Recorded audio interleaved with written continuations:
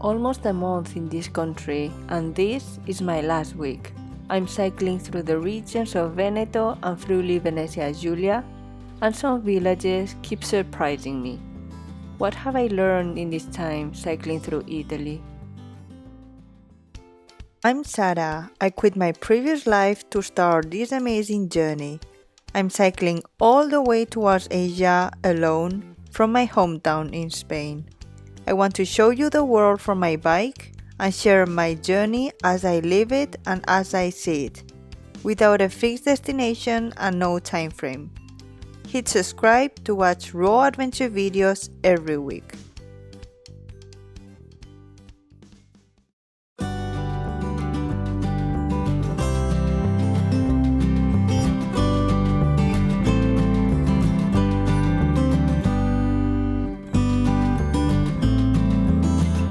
I'm riding now along the Po River, which is the first and foremost river of Italy, and it goes until the delta, but I will not cycle until the end because I have a warm showers at Moncelice, a village called Moncelice, 20 kilometers from Padova, and tonight I will spend the night there.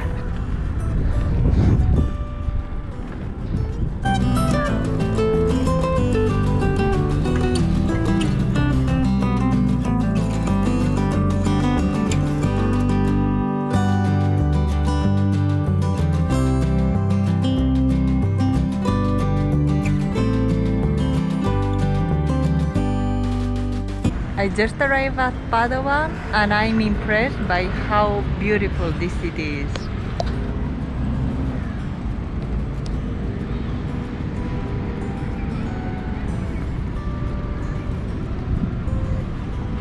This is Prato de la Valle.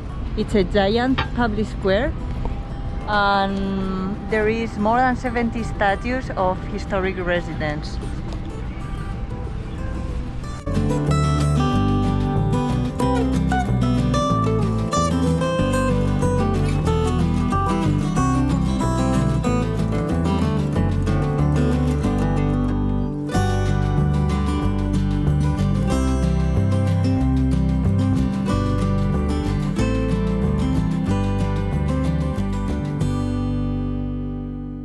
I'm really impressed because every new region I'm crossing to looks richer than the previous one. I mean, look at this. Should I knock on the door maybe and ask if I can put my tent in the garden? Since I started to cycle in the region of Emilia-Romagna, there are a lot of cyclable routes like this one that goes through many villages, villas, and now I'm in Veneto.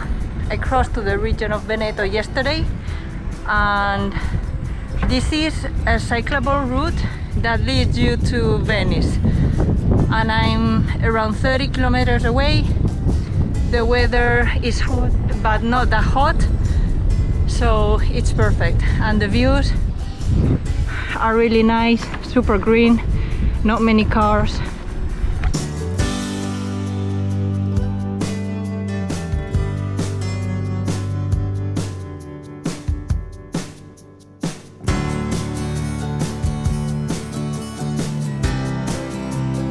It was a long day. I've cycled for 90 kilometers until I reached the garden of my warm shower host, Emmanuel.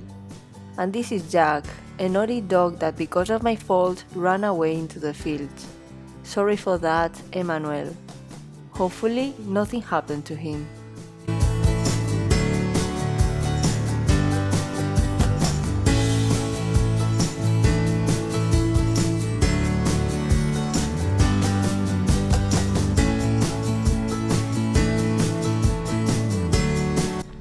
On the next day, I cycled another 90 kilometers until my next warm shower, Christian, near the village of Palmanova.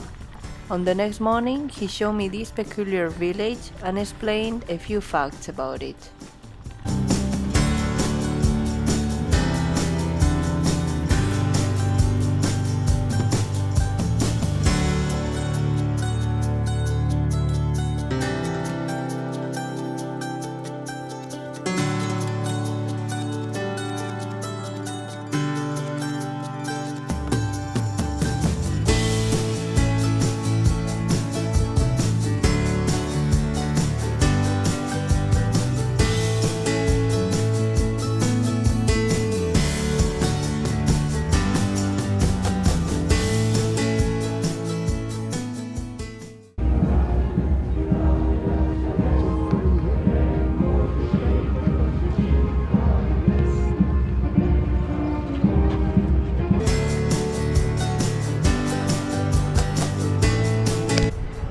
are in Palmanova. This is a very peculiar city because it has the shape of a 9-legged star, and it's the first city that I visit that has this shape. And it was built in the 16th century. It has a fortress around the city to be protected against the Ottoman Empire. They built the city with this shape, believing that living in a geometrical shaped city will bring well-being to its people. But in fact, it wasn't like that, because nobody wanted to come to live in the city because there was a lot of soldiers, and at the end they conquered the city.